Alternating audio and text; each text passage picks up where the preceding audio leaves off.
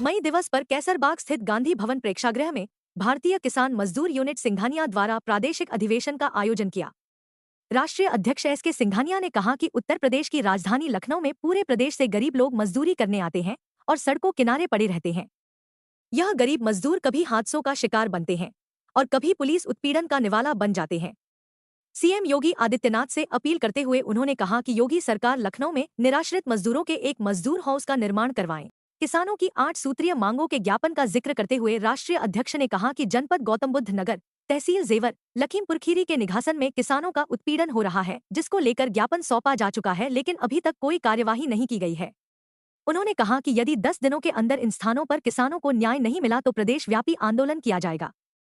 SK. Singhania ने MSP Swaminathan commission की report लागू करना, किसान मित्रों की बहाली, गन्ना किसानों का बकाया भुगतान, शुगर केन एक्ट आदि को लागू करने की अपील करते हुए कहा कि यदि योगी सरकार 23 दिसंबर तक इन मांगों को पूरा नहीं करेगी तो किसान नेता चौधरी चरण सिंह के जन्म दिवस पर बड़ा आंदोलन खड़ा किया जाएगा।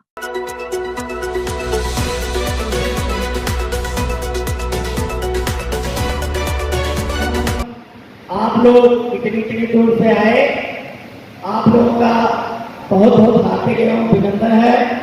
मैं कहना चाहता हूँ कि जिस दिन से चला हूँ मंजिल पर नजर है, जिस दिन से चला हूँ मंजिल पर नजर है, रास्ते में मील का पत्थर नहीं देखा और ये फूल मुझे विरासत में नहीं मिले, किसी ने मेरा काटो भरा बिस्तर नहीं देखा, बिस्तर नहीं देखा। जो अधिकारी करता है भ्रष्टाचार, जो अधिकारी करता है भ्रष्टाचार, जो न माने ठंडे से, जो न माने ठंडे से, जो न माने बातों से, जय जवान, जय जवान। सिंघानिया जी, भारतीय किसान मजदूर यूनिट सिंघानिया ग्रुप ने आज मजदूर दिवस पर यहाँ गांधी भवन प्रेक्षागृह में सम्मेलन का आयोजन किया जी। क्या कुछ मुद्दे रहे? मुद्दे रहे क्योंकि मजदूर दिवस है। मजदूर दिवस पर हम लोगों ने हुंकार भरी है क्योंकि उत्तर प्रदेश की राजधानी लखनऊ है।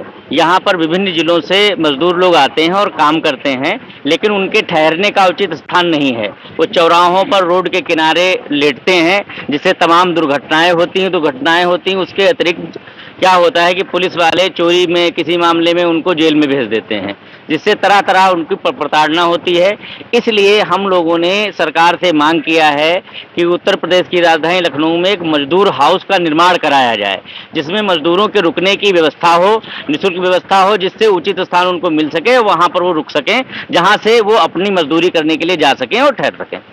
किसानों के कौन से मुद्दे उठा रहे हैं? किसानों के मुद्दे हमने जो है 8 सूत्री मांग पत्र दिया है।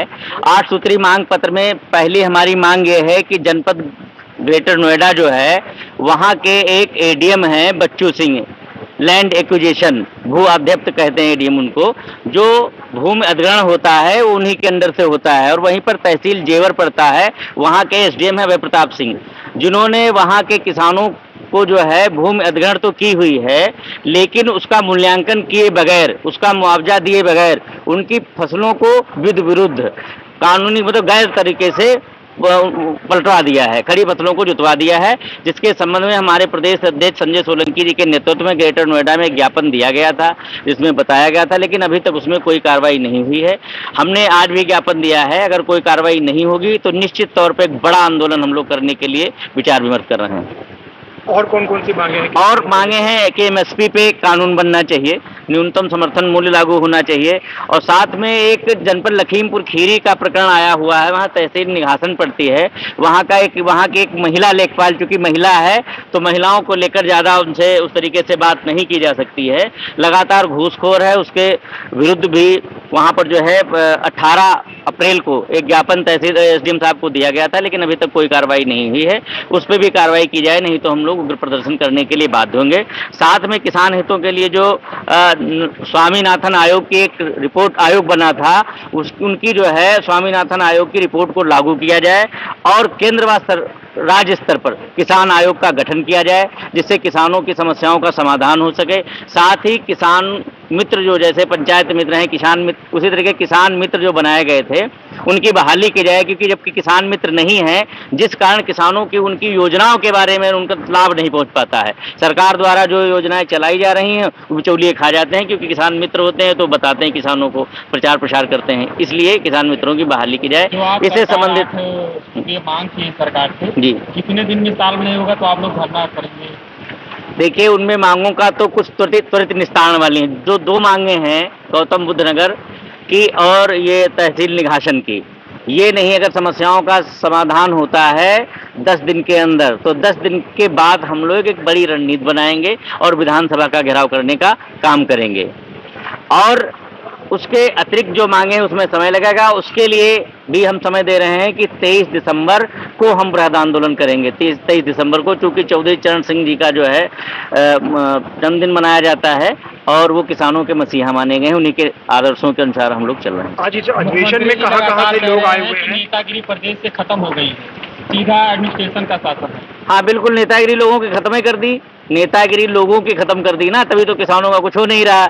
नेतागिरी क्या, काहे की नेतागिरी भाई? नेतागिरी और किसानों का तो लाभ नहीं। नेता कोई आए, चाहे मोदी सरकार आए, चाहे माया सरकार आए, चाहे मुलायम सरकार आए, लेकिन किसानों का उत्पीड़न जस के तस बना हुआ है, वैसे ही है। उत्तर प्रदेश सरकार करे कि जनता की आवाज, मतलब जनता की जो समस्या होती है प्रशासन उसको तुरंत सुलझाती है। हमें तो नहीं लगता, आपको लगता है? मैं तो मीडिया के माध्यम से बता रहा हूँ, सारी चीजें बता रहा हूँ। आप लोग भी माननीय मुख्यमंत्री के कानों में तक भेजिए कि वो इस समस्या का समाधान कराएं। अजय जी, कहाँ से लोग आज इस अधिवेशन में? आज लगभग पूरे प्रदेश से लोग हैं, क्योंकि मुख्य लोग बुलाए गए हैं, तो पूरे प्रदेश से लगभग लोग हैं।